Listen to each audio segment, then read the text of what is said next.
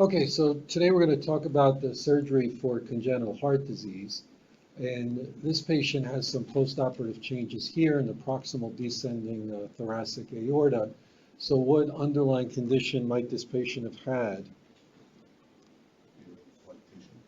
So if we see postoperative changes in this region, we think of post-op change from coarctation. So they might still have a little bit of dilatation where the surgical repair was. So for coarctation repair, depending on the extent of the coarctation, it may require a patch. So they have to make an incision in there and then put on a patch to open up the aorta. The problem is that these patients can have recurrent coarctations, and it might also form aneurysms, so they require continuous follow-up. So after coarctation repair, these patients do get follow-up surgery. So here we have a sagittal bright blood MR. So this chamber here is what? Right ventricle. Right ventricle, right? So up here we have what? Pulmonary artery. Pulmonary artery, and then the flow disturbance would be caused by what then? Stenosis. Stenosis, right. But the question is, could this be the intentional result of a surgical procedure? Could be from banding. Yeah, so this is the result of pulmonary artery banding. So this can be done palliatively, and the idea is for conditions where there's increased blood flow going to the lungs until they can do definitive surgery to avoid the onset of Eisenmenger's syndrome, pulmonary hypertension, and all of that. They try to restrict the blood flow going to the lungs. So as a palliative measure, they can do pulmonary artery banding. So that's the point. That's the point of that. Okay. So banded ring can be placed around the main pulmonary artery, and then when the child is older, more definitive surgery can be performed. This is a 25-year-old woman who had complex congenital heart disease, had a surgical procedure done to increase the pulmonary blood flow. And we can see that the aortic arch there is on the right side. But as this volume rendered view goes around, we can see this funny shaped structure here, okay? So this extends from what to what? What two vessels is that connecting?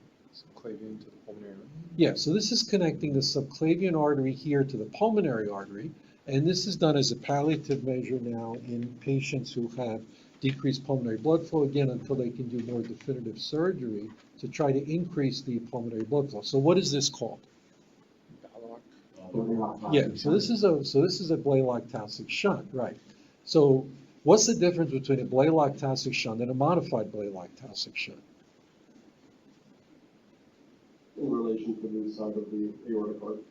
No, they choose both of them are usually done on the side opposite the arch so that you have more room to do the surgery. Is a graft with modified? Yeah, so the modified is a graft, so the subclavian artery is not sacrificed. In the original Blalock-Taussig shunt, the subclavian artery would be divided on that side, and the subclavian artery would be connected to the pulmonary artery. So the subclavian artery, in a sense, is sacrificed on that side. That's the difference. Nowadays, it's a modified Blalock-Taussig, so that it's a palliative procedure. That graft is put into place, and then when it's time to do more definitive surgery, the graft can be taken down. Why is it only palliative? Well, it's only palliative because although you are increasing the pulmonary blood flow, what you're doing is you're taking sort of oxygenated blood and you're running it through the pulmonary circulation again. So it's very inefficient in that sense. But it is palliative until you can do more definitive surgery. So it was done for tetralogy, originally for tetralogy of flow. We've gone over tetralogy of flow. There's restricted blood flow with tetralogy of flow. So to increase the pulmonary blood flow, a shunt is placed between the subclavian artery and the pulmonary artery. So the original Blalock-Taussig, the actual subclavian artery is connected to the pulmonary artery there, whereas in a modified Blalock-Taussig, it's a shunt, usually done on the side opposite the arch.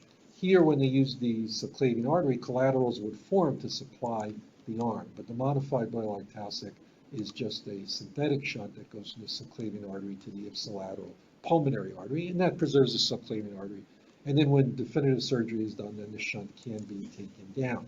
So here's an example of a modified Blalock-Taussig here. You see a little bit of stenosis there at the origin in this case. Okay? So this patient has a right aortic arch. Here's another example, modified Blalock-Taussig here, and a little bit of narrowing there distally at the anastomosis. Okay?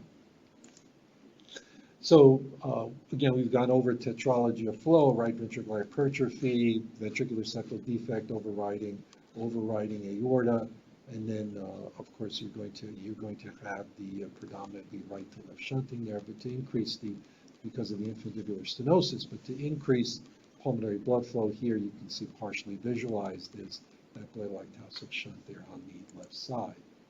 And then nice coronal view showing you the modified Blalock-Taussig from the subclavian artery to the pulmonary artery on that side. So whose idea was the Blalock-Taussig shunt? Well, it was the idea of Dr. Helen Taussig, who was a pediatric cardiologist at Johns Hopkins. And she had quite interesting life. So her mother died of tuberculosis when she was 11, and she also contracted the disease at that age. So she was ill for several years. She had difficulty reading because she had dyslexia as a child. After graduating from college, she took courses at Harvard Medical School, but she was not allowed to earn a degree because they didn't accept women. So she went to Johns Hopkins instead, graduated from Hopkins in 1927. She developed hearing loss in her 30s, and she couldn't use the stethoscope. So you can imagine a pediatric cardiologist who can't use the stethoscope. But she became chief of the Harriet Lane Clinic at Johns Hopkins for quite a long time. So the question comes up then, if women were not able to go to medical school, how was she able to go to Johns Hopkins? Well, that was because of this group called the Friday Evening Group. So these women would meet regularly, and their fathers were became board of trustee members at Johns Hopkins. And they convinced their fathers to raise money or to contribute money to start a medical school there. So the original Hopkins was started after raising $500,000. But the conditions was that the school had to admit women on an equal basis with men, and that it also stipulated that the admission requirements had to be extremely strict. So that was the origin of Johns Hopkins, and so that's why they were admitting women at that school. These were some of the famous founding doctors at Johns Hopkins. We have William Osler, one of the 4 founding professors. So he's considered the father of modern medicine. He created the first residency program and clinical clerkships for medical students. So the modern medical school, as we know it now with the clinical clerkships, was due to his design. William Halsted established the first formal surgery residency program with anesthesia, aseptic technique, rubber gloves, also developed the radical mastectomy. See a very famous quote there from William Halsted about hemorrhage and how important it is to control hemorrhage. So also this quote, it's lucky that we got in as professors because we would have never entered as students because the admission requirements were quite strict for Hopkins at that time. So getting back to Dr. Taussig, she noticed that patients, usually being born with tetralogy of flow was a death sentence at that time. There wasn't anything they could do for it. But she noticed that patients who were born with a patent ductus arteriosus did better. So she theorized that maybe if surgically you could give these patients kind of the equivalent of a ductus arteriosus, some kind of shunt between the aorta and the pulmonary artery, that might, that would increase the pulmonary blood flow, and then maybe these patients would get better. So she took her idea to Dr. Alfred Blalock, who was the chief of surgery at Johns Hopkins at the time.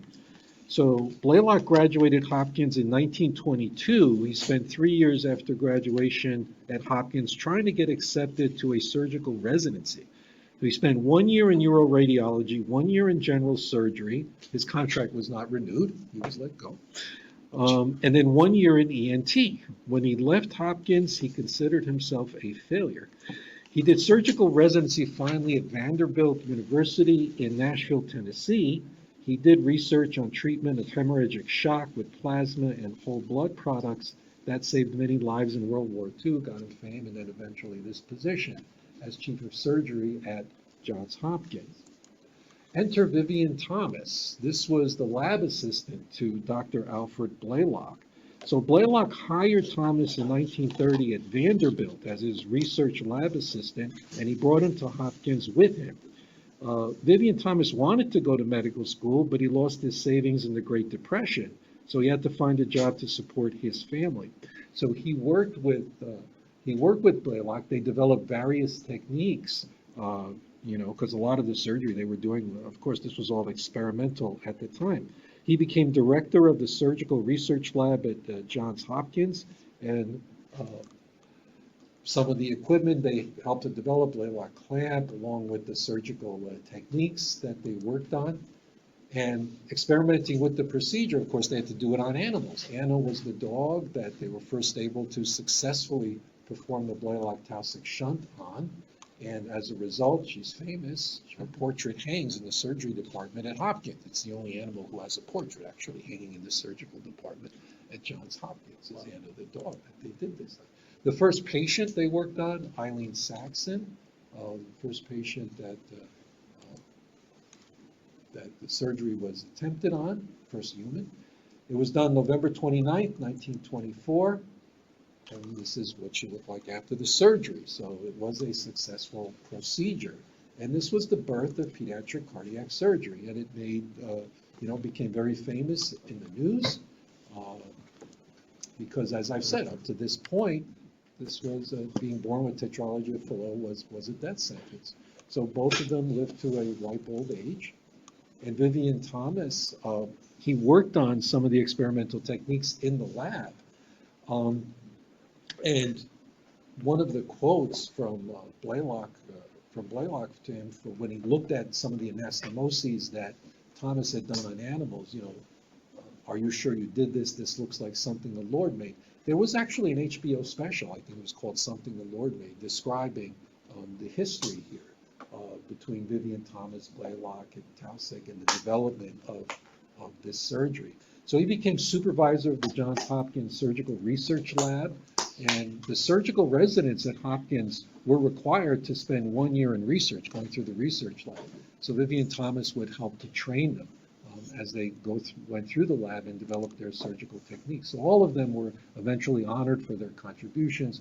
All of them, received honorary doctorates from Hopkins. And Vivian Thomas also has a portrait who hangs in the surgery department now at Hopkins. Okay. Now, so besides the Blalock-Taussig, there are other various shunts with the same idea. Okay. So here we have a shunt from the ascending aorta going to the right pulmonary artery. What is this called? Right, well, that's a central shunt or a Waterston's shunt if it goes from the ascending aorta to the pulmonary trunk. So some of the complications of these kind of shunts is that you can have too much pulmonary blood flow. So you see the pulmonary artery gets really big. So you converted a condition with decreased pulmonary blood flow to a condition with increased pulmonary blood flow. So that was some of the problems of using the aorta directly as opposed to using the subclavian artery. So a pod shunt is from the descending thoracic aorta to the left pulmonary artery. A Waterston is from the ascending thoracic aorta to the pulmonary artery. So descending thoracic aorta to pulmonary artery is called a POTS. Ascending aorta to pulmonary artery is called a Waterston shunt. Same idea as the Blalock-Taussig. Okay. Now, in patients who have very severely restricted pulmonary blood flow or pulmonary atresia even, these patients can develop collateral vessels from the descending thoracic aorta that go into the lungs, and their pulmonary arteries may not be well developed. And so these are called major aortopulmonary collateral vessels. And so another thing that can be done for these patients, this is called unifocalization. So what can be done is create a shunt actually from the right ventricle to the pulmonary artery and then connect that to these, divide these vessels from their connection to the descending aorta, and then basically get blood from the right ventricle going into these vessels because these vessels can penetrate more deeply into the lung. So that procedure is called unifocalization. Now, for more definitive surgery for tetralogy of Fallot now, what is done is that you have to open up the infundibular stenosis, and there's not enough tissue there to completely open it, so often they need to put a patch graft, which also has to extend onto the pulmonary artery because often there's stenosis of the pulmonary artery also. So, as we've said, the Blalock-Taussig shunt itself is only palliative because the child will eventually outgrow it, and it's very inefficient as far as getting blood oxygenated. So infundibulectomy to open up the outflow tract of the right ventricle, a patch to keep it open, and then the patch can extend, also patching there to open up any stenosis of the pulmonary artery. And it's common sometimes for these patches to calcify. So we might see this in postoperative patients. Here you see a patch for repair of the ventricular septal defect. Of course, the VSD also has to be closed in these patients with tetralogy of Fallot. So in this patient, we can see the right ventricular hypertrophy. There's the patch going on to the pulmonary artery. And again, stenosis can be a complication of that also. So you see some stenosis there of the pulmonary artery. Here's a homograft going from the right ventricle there into the pulmonary artery. And again, we might see calcification of these patches or these grafts. So after patch repair, we might see some calcification where the patch was placed. Here's a volume render view nicely showing you the calcification over the patch for repair and opening up of this patient's stenosis. Okay. So we see the repair here with the patching in this patient with tetralogy of Fallot. Notice the right ventricle is big. Pulmonary artery is also big. So one of the complications that is common after repair for tetralogy of Fallot is pulmonary regurgitation. And the problem with that is that can lead to enlargement of the central pulmonary artery and enlargement of the right ventricle, and eventually decreasing function of the right ventricle. We develop sometimes these aneurysmal dilatation of the pulmonary artery, which is an unusual appearance given that the patient started out congenitally with decreased pulmonary blood flow and now as a result of surgery has an enlarged pulmonary artery from aneurysmal dilatation. Massive aneurysmal dilatation here of the pulmonary artery after repair of tetralogy of Fallot. So on this bright blood imaging sequence, you can see the pulmonary regurgitation. This is a common complication after repair of tetralogy of Fallot. So the other types of shunts, these are the shunts that we've discussed as far as, we haven't gone to this one yet, as far as to improve the pulmonary blood flow in patients who have restricted pulmonary blood flow. But getting back to pulmonary regurgitation, that can lead to enlargement there of the right ventricle, enlargement of the pulmonary artery. So these patients are followed with MRI to see what's happening with the extent of their pulmonary regurgitation, what's happening to their right ventricular function. So you see the pulmonary artery here is big, and we can evaluate the extent of the pulmonary regurgitation with phase contrast MRI. You can see on Doppler, the flow is changing color here in the pulmonary artery because of the severe pulmonary artery regurgitation in this patient after their repair of tetralogy of Fallot. So of course we can evaluate this with MR and phase contrast. So you can see it's changing color. We're looking at the pulmonary artery here in cross section, and we can see it's changing color as the blood is going forward and then backwards. So here is your magnitude image showing you the anatomy. Here's the phase image showing you that the blood flow is changing in direction as it's changing in color. We can quantify that. So we can measure the forward blood flow, we can measure the reverse blood flow. In this patient, the regurgitant volume was 50%, which is quite large. So what happens then is that these patients eventually will require a pulmonary valve, replacement of the pulmonary valve to correct the pulmonary regurgitation and to prevent deterioration of right ventricular function. So we'll also evaluate the right ventricular function in these patients. So we'll evaluate the ejection fraction and the volumes of the right ventricle, and we can do that pretty easily also with MRI. So the right ventricular ejection fraction in this patient was down to 33%, right? So again, not very good. So this patient would then require a pulmonary valve replacement.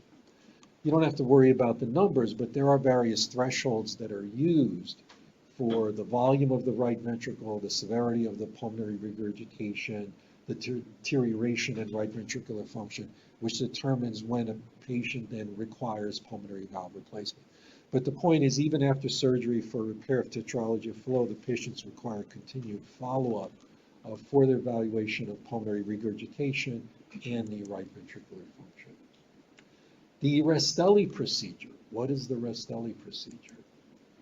Well, this is a procedure that is done for patients who have detransposition but who have obstruction of the left ventricular outflow tract. And remember, with transposition, the left ventricle is connected to the pulmonary artery. So there is restriction of flow here going into the pulmonary artery. So they have, in case of transposition, with decreased pulmonary blood flow. So they might have pulmonary stenosis, pulmonary atresia, severe infundibular stenosis. So what the Rastelli procedure is that first there's a conduit that's placed from the right ventricle here to the pulmonary artery. So that gets then the right ventricular blood going into the pulmonary artery. And then the left ventricular blood needs to be directed to the aorta. So that is done by creating this tunnel through the ventricular septal defect here, so that it may even widen the ventricular septal defect. So then they get the left ventricular blood going out into the aorta, and then they'll use this graft to get the right ventricular blood going into the pulmonary artery. So this procedure was developed by Giancarlo Rastelli. He was chief of cardiovascular surgery and the surgical research at the Mayo Clinic. Unfortunately diagnosed with Hodgkin's disease in 1964. He developed the procedure in 1967 and died of Hodgkin's disease at age 36. So here you can see the conduit in this CT scan going from the right ventricle to the pulmonary artery there. Okay. So there's that conduit going from the right ventricle to the pulmonary artery.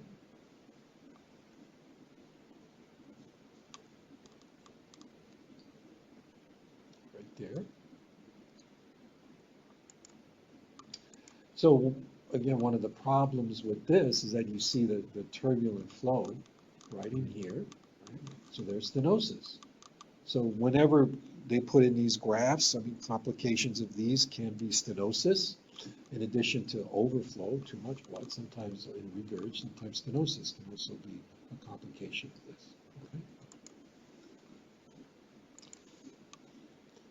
So now in this case,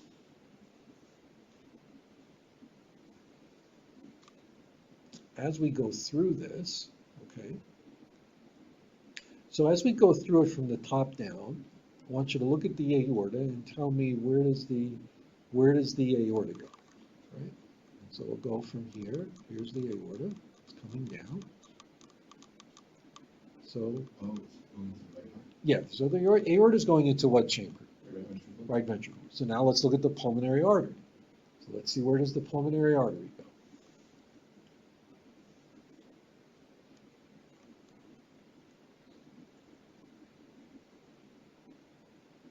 So the pulmonary artery here, right, is connected to what? So this patient has a transposition. Now, is the ascending aorta to the right or the left? So what kind of transposition is this? Detransposition. Right? So this patient has a detransposition. Now, there is a pacemaker wire here in the SVC. Right? So if you follow that, something kind of peculiar happens. Where does the SVC go? Into where? Yeah. So the blood from if we follow the blood then from the SVC, it's going to wind up going into the left atrium. From there, it's going to go into the left ventricle. From there, it's going to go into the pulmonary artery, which is where it should go, right? Eventually. Let's look at the pulmonary veins now. What's happening with the pulmonary veins? Let's see what's happening with the pulmonary veins. So here are the pulmonary veins going into here. So pulmonary venous blood goes from there into what chamber? right ventricle, then from the right ventricle, it's going to go into the aorta. So that winds up going to the right place, right? So what's happening here? How is this possible?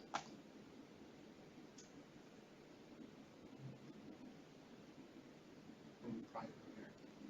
From what? So the patient has a sternotomy. Right, so the patient had surgery that did this. Now so this is surgery that was originally done for correction of detransposition. What is this called? This is the atrial switch, and the person's name attached to this is, what's the name? It's the mustard procedure, okay? So this is the mustard procedure. So you can see that the blood is rerouted through the atria so that your blood from the SVC winds up going through this baffle and stuff that they've set up here in the atria.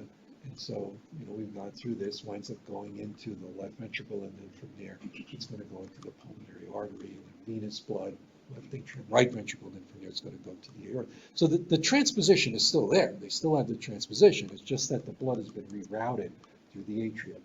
So we know what detransposition is. We've covered that before. As a palliative measure, before they can do definitive surgery, you need to increase the amount of shunting because otherwise you have two completely separate circulations, which is incompatible with life. And some of those procedures palliatively, it's called a Rastelli or a Blalock-Taussig operation, opening up basically the atrial septum to allow shunting across the atrial septum to allow the two separate circulations to communicate. So that's palliative. But then the more definitive surgery, there are two of these, right? Beginning, originally was the atrial switch, but now what's done is an arterial switch, which is a definitive correction for detransposition, and then we'll talk about these, what's happening with these. So with the mustard procedure, a baffle is created that reroutes the blood flow through the atria. So what happens is that the patient still has the transposition, but the blood from the SVC and the IVC is directed into the left ventricle. From there, it goes into the pulmonary artery. The blood from the pulmonary veins is directed into the right ventricle. From there, it winds up going into the aorta. Okay. So this was developed by William Thornton Mustard. Originally, he was an orthopedic surgeon, so the first Mustard procedure was actually a surgery for hip paralysis from polio. He was chief of cardiovascular surgery at the Hospital for Sick Children in Toronto. He developed an early heart-lung machine using monkey lungs as oxygenators in 1957. That did not work too well. The first 21 patients, 18 of them died, so it was abandoned. He developed the mustard procedure for transposition in 1967. So we've kind of covered what this is, how this works. Basically the rerouting of blood flow so that the venous blood from the pulmonary veins, winds up going into the left ventricle and winds up then going into the pulmonary artery, etc. Notice the patients will still have the transposition, right? So the right ventricle will still be connected to the aorta. Left ventricle is still connected to the pulmonary artery. It's just the blood flow is rerouted through the atria in these patients, okay? One of the problems with this is, you see how you can have this turbulent flow around here, around the atria, is because of the surgery is so extensive, you can get leakage here through the baffle. So that then allows that allows that leakage, of course, is not something you want, but this can occur as a complication of this. And another complication of doing this kind of repair is what you see here. So what's the problem on the 4-chamber view?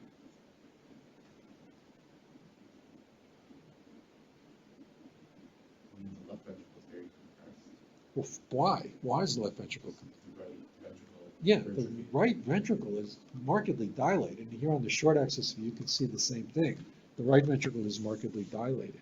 So over the long term, these patients develop right ventricular failure because the right ventricle is not very good at pumping against the systemic pressure over a long period of time.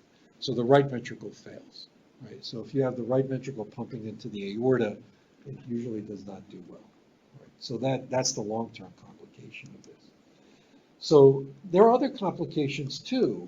You can have obstruction, arrhythmias because all the surgery is done near the SA node, conduction defects. We've talked about leakage between the atria, tricuspid insufficiency, and then right ventricular failure because the right ventricle is not designed to pump against systemic resistance. Here's an example of obstruction between the SVC coming down here. You can see that. So they can treat that, but ballooning opens it up a little bit more. So more definitive surgery, which is done, and it has a characteristic postoperative appearance, which you see here. So what is the definitive surgical procedure called?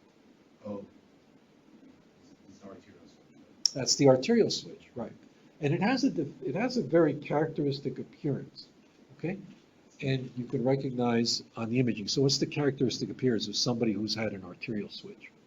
Oh, the aorta is going into the left ventricle. Well, that's true, right? So the aorta, the pulmonary artery connected to the right ventricle, but there's something else that's kind of peculiar here. Is it the pulmonary? The pulmonary trunk? Yeah, so- Yeah, so what do you notice about the pulmonary artery? It's like moving anterior to the. Well, the pulmonary artery is anterior Right. to the aorta, which is what it's supposed to be, right? But notice how it straddles. The right and left pulmonary arteries straddle the ascending aorta. Usually the right pulmonary artery goes through the AP window behind the ascending aorta, right? So what happens with the procedure is that there's not enough room in the pulmonary artery really to put it in its anatomic location. So they have to place it this way so that you'll see the straddling of the ascending aorta by the right and the left pulmonary arteries. So that's a very characteristic appearance, and if you see it, it's a common test question, by the way. So if you see that, that tells you that the patient has had an arterial switch. All right, so you can see the pulmonary artery here, and it straddles the ascending aortas. The right and left pulmonary arteries straddle the ascending aorta. Yeah. So I mean, this seems like more, like, I don't know if the surgery stuff deeply, but this seems like more rational than doing an atrial switch. So like, why did they go towards? Because it developed, to do this procedure, there has to be reimplantation of the coronary arteries. So bypass procedures and all of that technology was not developed yet at the time that they were doing, at the time that Mustard developed the Mustard procedure. But now, since this is that technology advanced, this is now done. The Mustard procedure is no longer done. Although, we have run across a few patients who've had a Mustard procedure, way back in the past. All right, but now it's an arterial switch that's done. Okay. So easily recognized that the pulmonary artery straddles the ascending aorta. Okay. So this procedure is quite complex. In addition to dividing the aorta and pulmonary artery and then connecting it to the correct chambers, it also requires reimplantation of the coronary arteries. So that's why it's somewhat more extensive than the original Mustard procedure. Okay. So it is the arterial switch, easily recognized on imaging because the pulmonary artery straddles the ascending aorta. So going back to normal, pulmonary artery is anterior to the left of the aorta with detransposition. The aorta is the anterior, but to the right of the pulmonary artery with L transposition. The aorta is anterior, but to the left of the pulmonary artery. And the procedure for detransposition, that's what they will look like pre-op, but post-op, you will see the pulmonary artery anterior, right and left pulmonary arteries straddling the ascending aorta. So that is what we see after the arterial switch. Other terms, Jatan, Lacan maneuver, but easily referred to as the arterial switch. Okay. Then here on CT, nice volume rendered view showing you the main pulmonary artery, right and left, going on either side of the ascending aorta. You can see that there very nicely. And here on the nicely illustrated on the axial image there. Complication of this is that they can develop stenosis of the pulmonary arteries. And so sometimes they might require stents to fix that. Okay, so you see stents here within the pulmonary arteries. Right? This person also had surgery for congenital heart disease. Okay.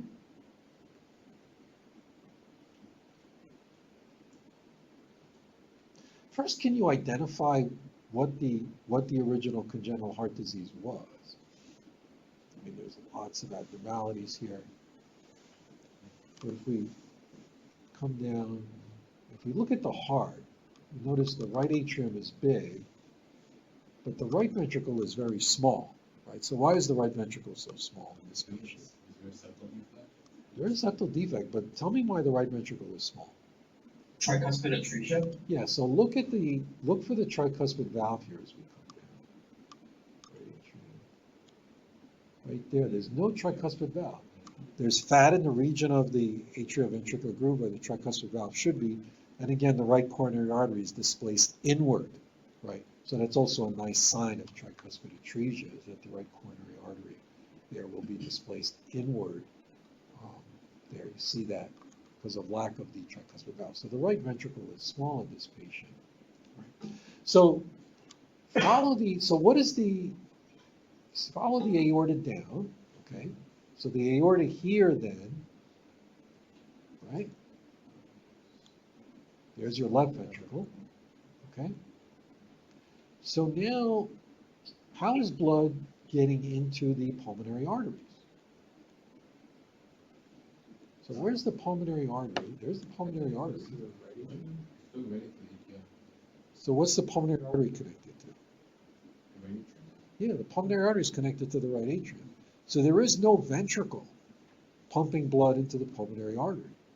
Pulmonary artery, it's getting its blood from the right atrium. All right?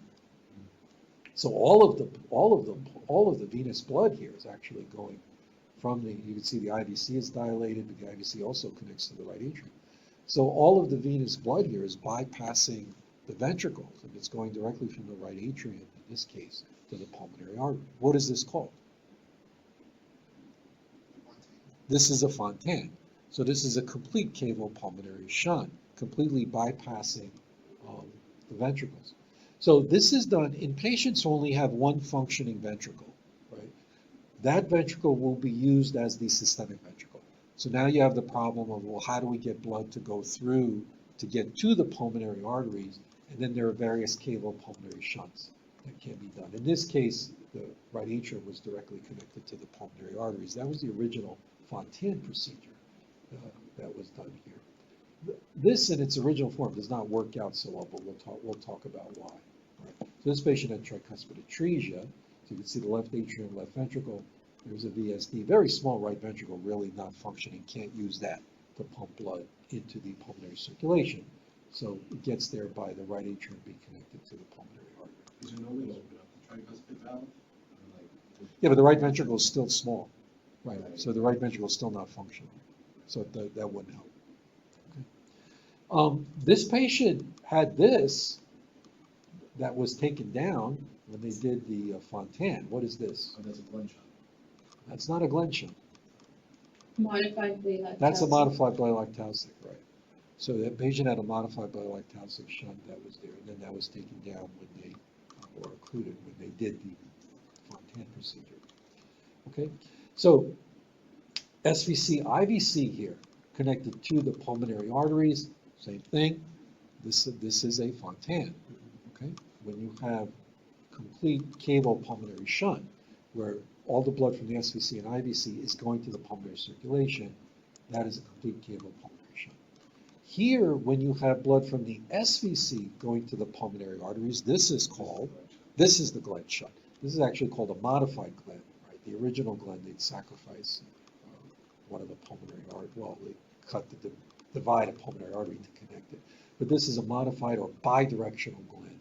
So SVC going to the pulmonary arteries. Also referred sometimes as a hemi-Fontan, half a Fontan, right? Because you still don't have the IVC blood going to the pulmonary circulation. Okay. So these are cavopulmonary shunts, Fontan, Glenn, modified Glenn. The idea is to bypass a ventricle to get blood flow going to the pulmonary circulation when you don't have a ventricle that is available to do that. So these are cavopulmonary shunts. So these are done for conditions where there's only one functioning ventricle. Tricuspid atresia here, where the right ventricle is non-functional. Pulmonary atresia type 1 with intact septum, right ventricle non-functional. Cases of single ventricle, again, where the right ventricle might not be very functional. Okay. So we've talked about the Fontan procedure there. That was developed by Francis Fontan, chief of surgery at the University of Bordeaux. He performed the first two in 1968 and 1970, didn't report the results till 1971. So the original Fontan was connecting the right atrium to the pulmonary artery. It was thought that this would work better because the contractility in the right atrium was thought might help to propel blood through the pulmonary artery. It turned out that doing it this way didn't work so well. And again, we'll talk about why. Turns out the right atrium dilates, that leads to arrhythmias, also leads to sluggish flow. Okay, when you connect it, when it's done by using the right atrium. Right. So sluggish flow, right atrial dilatation, arrhythmia, clots. Another problem when you do cavopulmonary shunts, development of pulmonary arterial venous malformations. It seems that pulsatile flow, when there's lack of pulsatile flow going through the pulmonary circulation, patients develop AVMs. So that's always a complication with these cavopulmonary shunts. So what is done now is these kind of procedures where you can use a tube here that allows more kind of laminar flow, more smooth flow, so that there'll be a tube that may be going through the right atrium or maybe even outside the right atrium that allows the venous blood from the IVC to get into the pulmonary circulation, and then the SVC can also be connected to the pulmonary circulation, so that can be extracardiac or intracardiac. So these tubular conduits provide better flow. The original Glenn was SVC to right pulmonary artery, but then you only have it going through one lung, right? So that was an end-to-end anastomosis. That's the original Glenn. But the original Glenn just going to one side, the classic Glenn, but that modified bidirectional Glenn is obviously better. Okay? So here's an example of a bidirectional Glenn, and we can follow the SVC coming down, and then we'll see that that is connected to, see the blood going into the pulmonary arteries there. Okay? It's another patient with tricuspid atresia, very small non-functioning right ventricle. There's your tricuspid atresia there. Okay? So PE is always a complication because of the very slow blood flow in these patients. So there are a couple patients that tend to show up in the ER a few times a year who've had Fontans and always have to rule out PE. So one of the things you have to remember is that if you're doing a regular PE protocol, you may not get very good opacification. What happens is that because you have all the unopacified blood coming up from the IVC, sometimes the contrast tends to preferentially go into one side rather than the other. You get lots of artifacts from the unopacified blood coming in. So it's very difficult to determine if the patient has PE or not. So if you get the history that the patient has had congenital heart disease and has, one of these type of shunts, what you need to do is get a delayed image. So as soon as you've done your initial CT scan, right away, follow it with another scan. That allows better opacification of the pulmonary circulation. Granted, you're not going to be able to assess the segmental vessels very well, but at least you will have the central vessels better opacified, and you won't have to deal with all of this artifact centrally, trying to figure out if the patient has PE or not.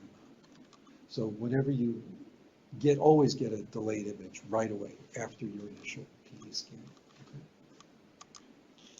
Okay. The Norwood procedure, what is that done for? Hypoplastic left heart. Yeah, so that's a stage procedure that's done for a hypoplastic left heart. So in the original hypoplastic left ventricle, what happens is, again, you have a problem where you only have one functioning ventricle. The ascending aorta is very small. So the perfusion then to the aorta comes through from the right ventricle, pumping to the pulmonary artery and then going through a patent ductus arteriosus there. Okay? So this is a stage procedure. It has to be done in various stages. And this was developed by Norwood at Children's Hospital in Boston. It was not until started developing it in 79, but it wasn't until 82 that the first patient survived all of the stages of the procedures. and he became chief of cardiovascular surgery at the Alfred I. DuPont Hospital for Children until February of 2004. So the Norwood procedure, stage 1, is performed at birth, and basically what's done here is they develop a neo-aorta, get the right ventricle to pump into the aorta, use the right ventricle as a systemic chamber. But to get blood flow going into the pulmonary circulation, the patient has to have a modified Blalock-Taussig here. So the right ventricle is converted into the systemic ventricle. So that's connected to the aorta. So now the problem is, how do you get blood into the pulmonary circulation? You can't use a cavopulmonary shunt in the initial stages because the pulmonary vascular resistance is high. So at birth, because of that, you need higher pressures to get blood going through the pulmonary circulation. So then a modified Blalock-Taussig shunt is used here for the Norwood stage 1 procedure. And then in stage 2, this is where they start to convert that into cavopulmonary shunt. So in stage 2, they will take down the Blalock-Taussig, and then the SVC will be connected to the pulmonary artery. So now we have blood from the SVC going into the pulmonary circulation. Okay, Blalock-Taussig shunt is taken down. So that's after stage 1, and then after stage 2, we have SVC blood going into the pulmonary circulation. So here we have SVC connected to the pulmonary arteries there. The neo-aorta, so this is connected to the right ventricle, so the right ventricle is the systemic chamber now.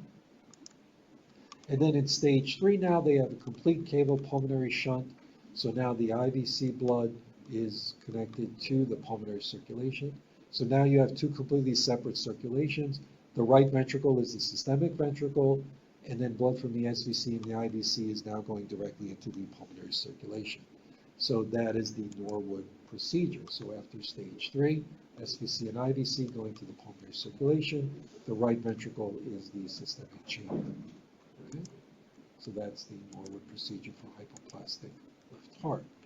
So we can see here the bidirectional Glenn shunt coming down. There it is there from the SVC. Again, you can see all the artifacts. Right? Then that's the neo-aorta there. Remember, they're going to have a very small original ascending aorta. That's the atrium there. Left ventricle, right ventricle was too small, so the right ventricle is going to be the systemic chamber in these patients. This patient also has left lamellibactesis. Okay. Who performed the first successful heart transplant on a human?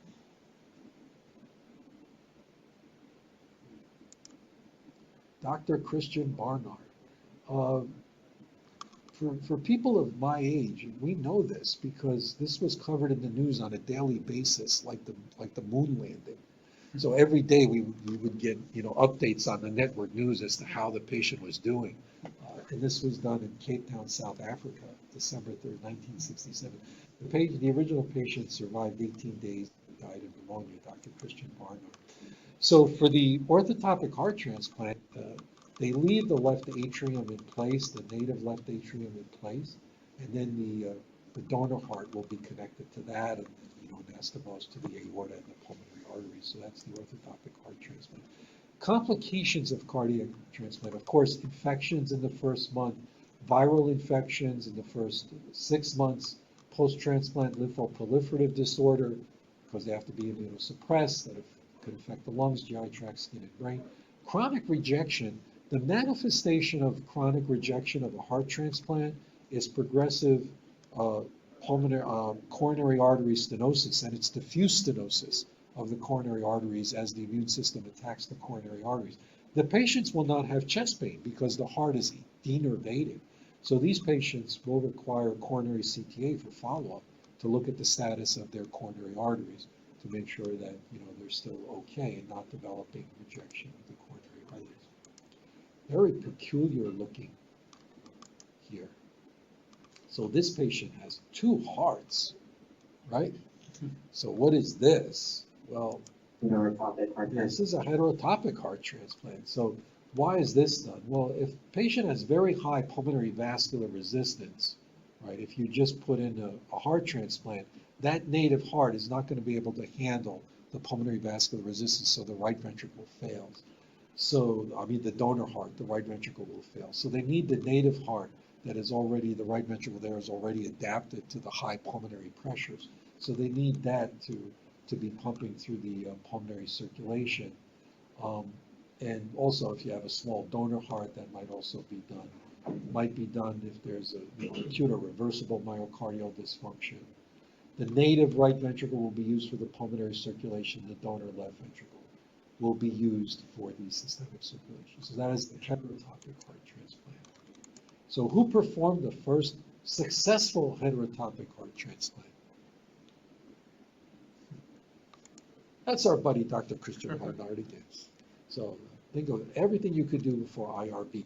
Right? So he performed the first heterotopic heart transplant in 1974. So that's our discussion of surgical procedures for congenital heart disease.